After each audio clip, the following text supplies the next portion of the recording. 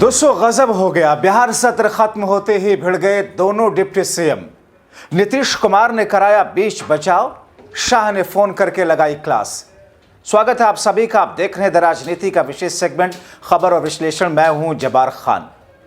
दोस्तों आखिर अचानक ऐसा क्या हुआ कि एक तरफ बिहार विधानसभा का शीतकालीन सत्र खत्म हो रहा था और दूसरी तरफ दोनों ही डिप्टी सीएम विजय सिन्हा और सम्राट चौधरी आपस में भिड़ते दिखाई दिए। मगर यह खबर बिहार से निकल करके दिल्ली पहुंचते ही अमित शाह को फोन क्यों फौरन करना पड़ा और बीच बचाव करने के लिए नीतीश कुमार को क्यों आना पड़ा, विस्तार से इसके पीछे के सारे कारण और वजह आपको बताते हैं। दोस्तों अगले चंद मिनट मेरे साथ में जरूर रहें। दोस्तों बिहार एक ऐसा प्रदेश जिसकी राजनीति और जिसकी राजनीति के प्रभाव पूरे देश पर पड़ते हैं, मगर उस बिहार को लेकर के क्या भारतीय जनता पार्टी कुछ ऐसा प्लान कर रही है कि अगले 1-2 साल के भीतर नीतीश कुमार के भी अरमानों पर पानी फेर दे और जिसके बाद में उस स्थिति को लेकर के अभी से विजय सिन्हा और सम्राट चौधरी आपस में उलझ करके एक दूसरे से बड़ा नेता खुद को बनाने के लिए आगे आ रहे हैं। दोस्तों राजनीतिक पंडितों का मानना है कि दरअसल भारतीय जनता पार्टी बिहार में एक ऐसा माहौल पैदा करना चाहती है जिससे सांप्रदायिक ध्रुवीकरण और बढ़े और एक तबके को यह लगे कि यहां भी बुलडोजर चलेगा, यानी भरपूर नाइंसाफी होगी और उन्हें डरे सहमे रहना होगा। इस बुलडोजर राज की बहस में बीजेपी की अंदरूनी राजनीति को समझना बेहद जरूरी है। इसीलिए आपसे निवेदन है कि चंद मिनट जरूर रुकें। दोस्तों एक जमाने में मुख्यमंत्री नीतीश कुमार के सबसे करीबी बीजेपी के नेता सुशील कुमार मोदी माने जाते थे, लेकिन तब वो भारतीय जनता पार्टी की ओर से अकेले उप मुख्यमंत्री हुआ करते थे। इस वक्त अगले पिछड़े को साधने की चाल में भारतीय जनता पार्टी ने सवर्ण जाति से विजय कुमार सिन्हा को और पिछड़ा वर्ग से सम्राट चौधरी को उप मुख्यमंत्री बना रखा है। इन दोनों में यह देखा जाता है कि सम्राट चौधरी को प्राथमिकता कई बार मिलती है। जाहिर यह बात विजय कुमार सिन्हा को नागवार ही नहीं बल्कि उनको तकलीफ भी पहुंचाती होगी। एक तरफ विजय कुमार सिन्हा की बातों से बुलडोजर राज की झलक मिलती है तो दूसरी तरफ सम्राट चौधरी साफ तौर पर कहते हैं कि बिहार में कोई बुलडोजर राज नहीं और वो नीतीश कुमार की राज की बात करते हैं, सुशासन की बात करते हैं। यह बात भी सही हो सकती है कि सम्राट चौधरी दरअसल गरीबों की झुग्गियां उजाड़ने के विपक्ष के आरोप से बचने के लिए ये सफाई दे रहे हो, लेकिन इसमें यह बात भी छिपी है कि वो विजय कुमार सिन्हा की नीति से सहमत नहीं है। दूसरी तरफ बीजेपी कोटे के दूसरे उप मुख्यमंत्री विजय कुमार सिन्हा का बयान कि जमीन, बालू, दारू माफिया के छाती पर बुलडोजर चलेगा। वो बिहार में राजनीतिक मौसम बदलने की बात करते हैं। वो बहुत से लोगों का मानना है कि दरअसल वो जिस मौसम के बदलने की बात कर रहे हैं उसमें वो जानना चाहते हैं कि नीतीश कुमार की राजनीति से आगे अब दूसरी तरह की राजनीति बिहार में होगी। दरअसल इन दोनों बयानों से सम्राट चौधरी और विजय सिन्हा के बीच वर्चस्व की जो रस्साकशी है उसे समझा जा सकता है। और ये बात भी याद करने की है कि दोनों के बीच पहले भी इस तरह का माहौल रहा है। जब विजय कुमार सिन्हा विधानसभा अध्यक्ष थे तब उनके लिए कही हुई सम्राट चौधरी की व्याकुल नहीं होना वाली बात बहुत मशहूर हुई थी। एक और बात ध्यान देने की है कि विजय कुमार सिन्हा जहां तीखे बोल के लिए जाने जाते हैं, सम्राट चौधरी इससे दूर रहने की कोशिश करते हुए दिखाई देते हैं, भले अंदर से हो या ना हो। और वो खुद को मुख्यमंत्री नीतीश कुमार के रास्ते पर चलने वाला बता रहे हैं। सम्राट चौधरी का बयान भी काफी चर्चा में रहा दोस्तों, जिसमें उन्होंने खुद को एक सभी धर्म से जुड़े हुए लोगों के नेता के तौर पर इस्टेब्लिश करने की कोशिश की। और खुद उन्होंने कहा हाल ही में कि मैं जिस इलाके में पैदा हुआ, मैं जिस घरानों के बीच में पैदा हुआ, मैं काका गा बाद में मैंने सीखा, मगर अलिफ और बे पहले मैंने सीखा। जाहिर तौर पर यह दर्शाता है कि सम्राट चौधरी खुद को सभी जाति और धर्म के नेता के तौर पर इस्टेब्लिश करने के लिए सॉफ्ट रास्ते पर जाने की कोशिश करते हुए दिखाई देते हैं। और ऐसी स्थिति में दूसरी तरफ विजय सिन्हा का तल्ख तेवर। दोस्तों सम्राट चौधरी आज भले ही भारतीय जनता में है, लेकिन उनके परिवार की राजनीति बीजेपी से नहीं शुरू हुई।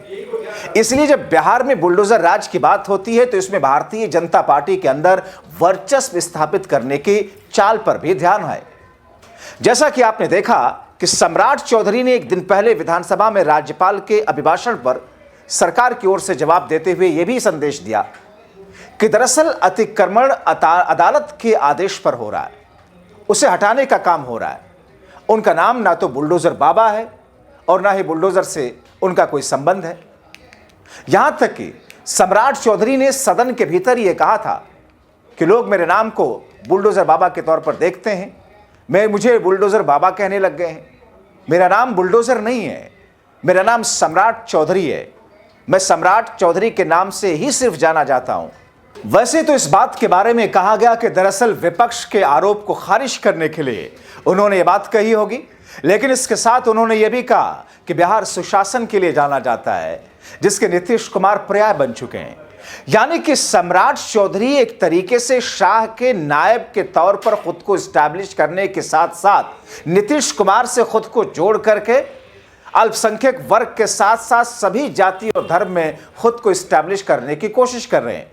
मगर दूसरी तरफ तीखे बयानों और अंदाज के लिए जाने जाने वाले विजय कुमार सिन्हा का बयान जाहिर तौर पर बिहार में उस नैरेटिव को सेट कर रहा है जो नैरेटिव बीजेपी को सूट करता है। मगर दिक्कत यह है कि विजय सिन्हा के बजाय सम्राट चौधरी शाह के करीबी और नजदीकी हैं। दोस्तों, इसमें कोई शक नहीं कि एक बड़ी आबादी के बीच इसकी चर्चा है और इस बात पर चिंता भी कि क्या बिहार में भी उत्तर प्रदेश का योगी और बुलडोजर राज चलेगा। उत्तर प्रदेश का योगी का मॉडल वाला मिजाज ही होगा। और इस चर्चा की वजह यह बना कि मुख्यमंत्री नीतीश कुमार ने पहली बार गृह विभाग को अपने हाथ से जाने दिया।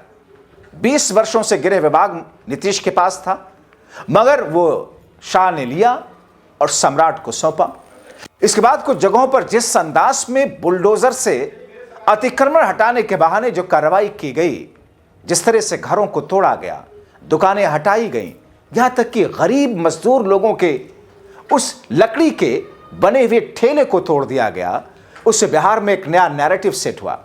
ऐसा भी नहीं कि बिहार में पहले बुलडोजर से अतिक्रमण नहीं हटाया गया, लेकिन जब योगी राज या बुलडोजर राज कहा जाता है तो आमतौर पर इसका मतलब यह होता है कि किसी कानून कायदे की परवाह किए बिना बुलडोजर से किसी का घर गिरा देना, बुलडोजर राज की बात को हवा देना।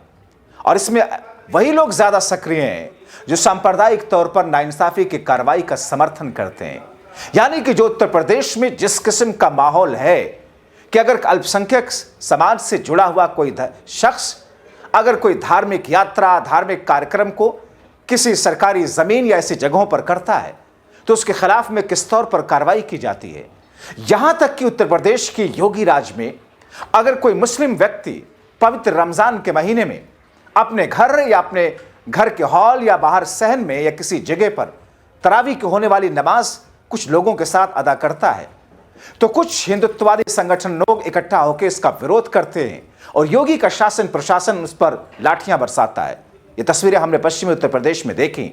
यानी कि बिहार में एक ऐसी स्थिति उत्पन्न करने की कोशिश है जिस स्थिति में विजय कुमार सिन्हा और सम्राट चौधरी दोनों खुद को बड़ा बना करके पेश करना चाहते हैं।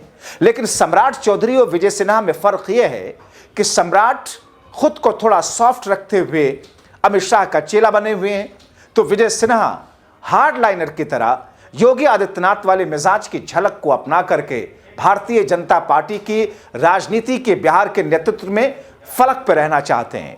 तो ऐसे में दोनों के बीच का यह टकराव दरअसल अपने अपने सियासी वर्चस्व और अपनी अपनी महत्वाकांक्षाओं को लेकर है, क्योंकि उनको लगता है कि आज नहीं तो कल इस सरकार के कार्यकाल के पूरा होने से पहले ही बीजेपी का मुख्यमंत्री बनेगा।